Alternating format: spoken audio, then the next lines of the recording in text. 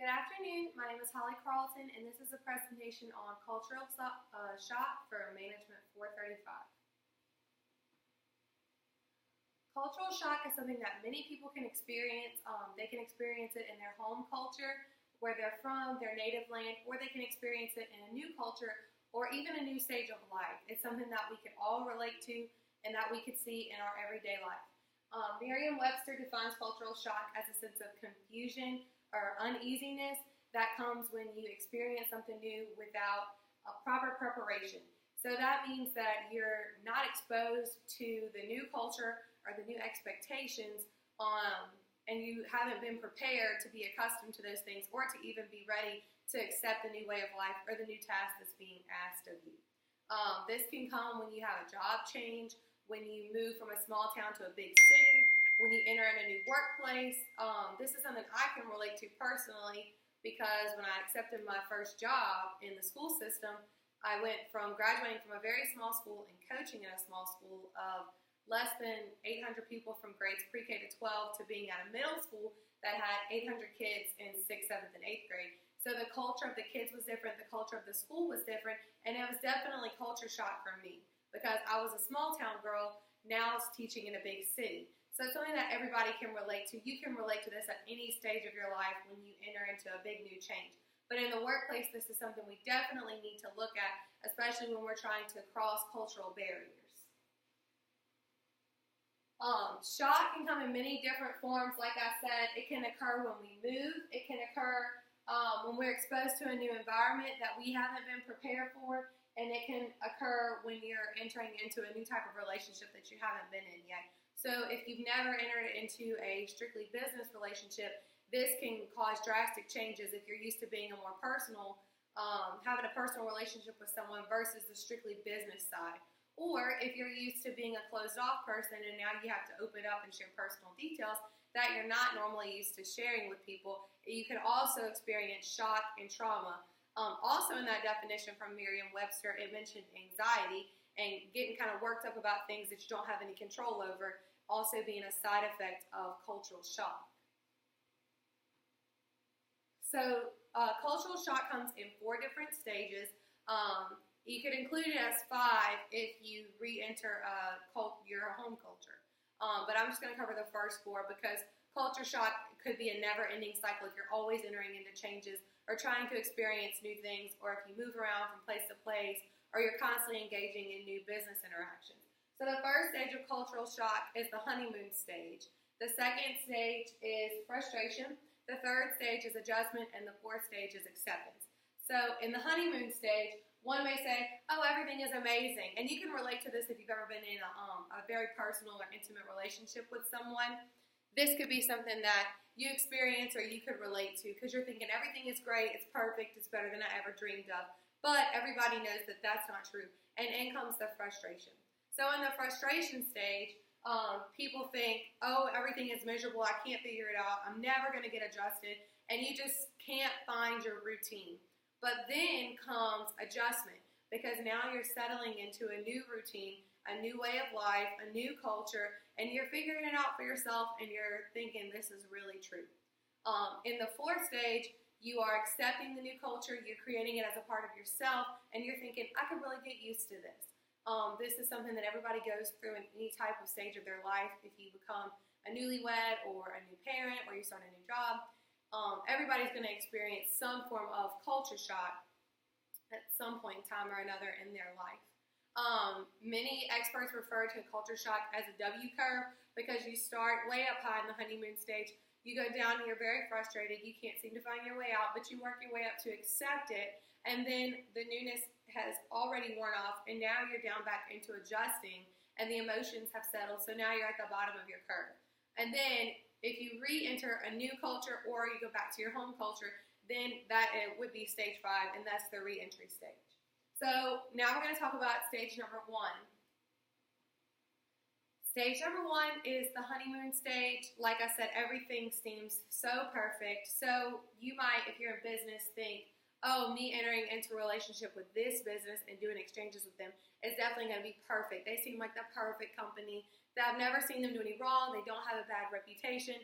but everybody knows that everybody makes mistakes, and the honeymoon stage is definitely going to wear off, and you'll see someone's true colors one day or another.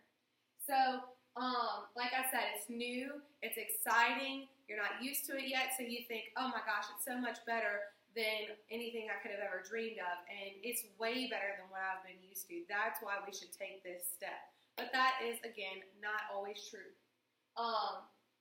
So if you have a shorter term relationship or a shorter stay in a new culture, then the honeymoon stage might be all you really get to experience because you haven't fully accustomed to or seen the frustration side of the new culture. This can happen if you're on a business trip and you only come for a week, and so you never really get to experience the daily life frustrations that may come from, say, you're going on a 6-month business trip to try to establish a branch of your company in that culture. You would never experience the frustration side. You would pretty much only stay in the honeymoon side because you haven't had a chance to really settle down into everyday life. You're sort of just on a vacation, which is a honeymoon because you only get to see the good side of things. So like I said, time's going to wear off. The visitor's going to start getting frustrated because people are not understanding them. They're foreign. This is new, or they're new in the workplace. So then we move on to the frustration stage, and this might be where you're trying to settle into your new culture, your new environment, your new workplace. People aren't getting you. You're not fully adjusted yet. People have expectations of you, and you just can't meet them, or you don't understand what they're trying to say. It could be a language deficit. It could be things that are normal in your culture are offensive in their culture, and you're doing them. People are offended at you, and you don't understand why. So the best way to help yourself when you're frustrated is to try to establish a relationship with someone within the culture that can help you out and help you better understand yourself and the new culture so you can get accustomed. This can include being homesick, just longing for some normalcy that you can't settle down into yet, longing for someone to talk to if you're in a new land where you can't talk to anybody. During this stage, simple frustrations usually occur that accumulate to the homesickness, and that could be no one understanding your language, like I said. You can't order a normal meal like you would usually have at home. That's usually very frustrating. Trying to set up some kind of an appointment, trying to navigate the roads, you lose your way around. The roadways are different, the cars are different, just the culture of the people are different in the way they handle each other. They might not be very personal, and you're used to being very personal, and that can be very, very, very frustrating. This can last the longest in the cultural shock cycle, depending on your willingness to adjust, because that's the next step, is trying to accept and adjust the new way of life. So your willingness to be receptive to the new culture is what's really going to affect how you handle the frustration stage, because you can stay there or you can move on. And that brings us to the adjustment stage. And in the adjustment stage, the visitor or the person in the new culture is going to be more accustomed to the normalcy of the new culture. They're going to start incorporating it kind of as their own culture. They might take an identity to it, and they are kind of incorporating the culture as their own, placing value on it, seeing it as, oh, this is not as bad as I thought it was. I could get used to this.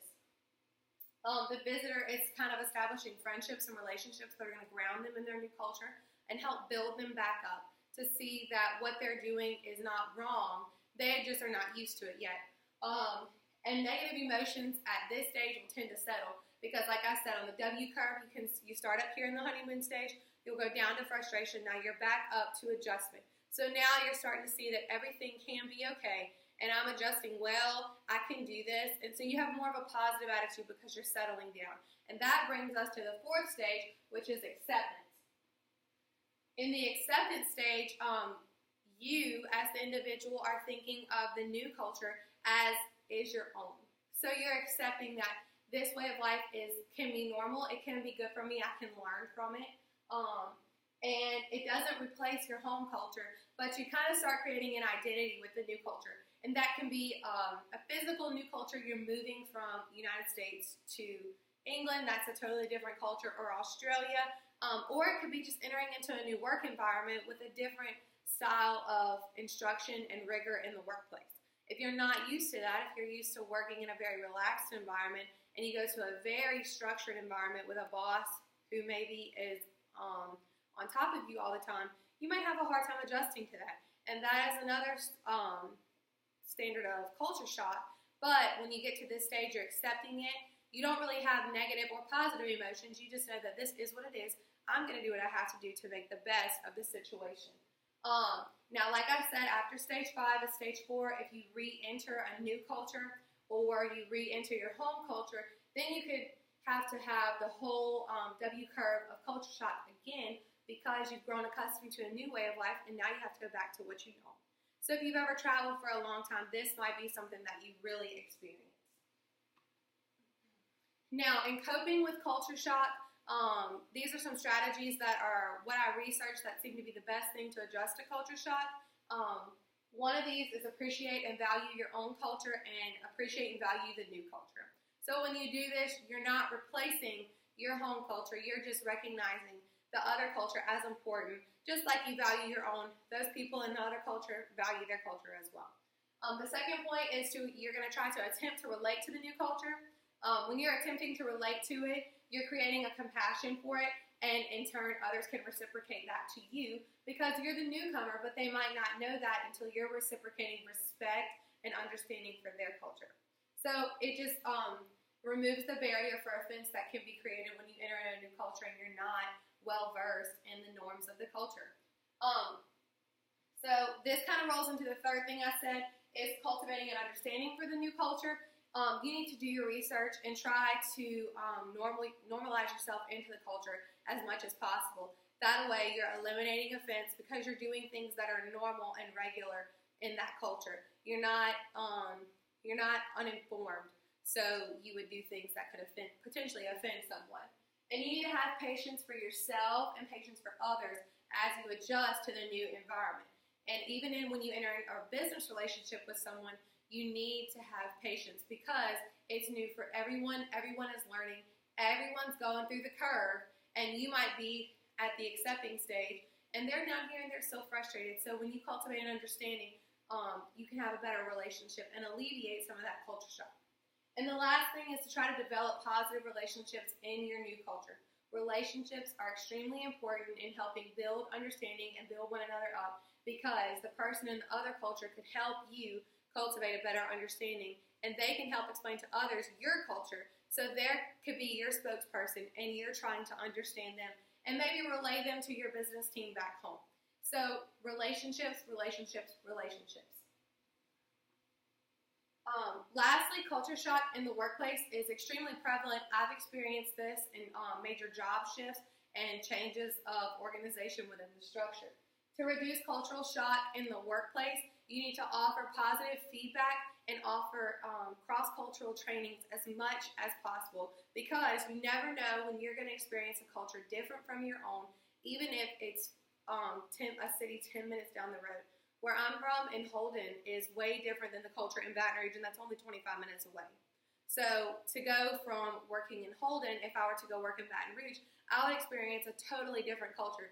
So cross-cultural training in those things is going to be very beneficial in helping me create myself as a better employee. You also need to consider an employee's prior experiences when you are trying to place them in a situation within the workplace to experience a new culture. If you know that they're very well-versed in some areas or they're not, then you need to help strengthen their already strengths and develop their weaknesses so they're not weaknesses in the long run. You also need to try to cultivate connections for your employees within the new cultures as personal relationships, sometimes before business, because if the person doesn't know that you care about them and that you're willing to do what's best for them, then they probably won't demonstrate a good business partner for you. Lastly, you need to support the new endeavor. You need to work together. And again, like I said, you need to be patient with one another because nobody is born into the workplace being well-versed in different cultures within the United States or internationally. No one just up and knows what is normal in every single culture because every culture is different. This wraps up my presentation on cultural shock, and the best thing that you could do to reduce cultural shock in your personal life and in others is to give yourself some grace and some patience when you're dealing with new cultures and try to be as well-versed and educated as possible in different cultures. Thank you.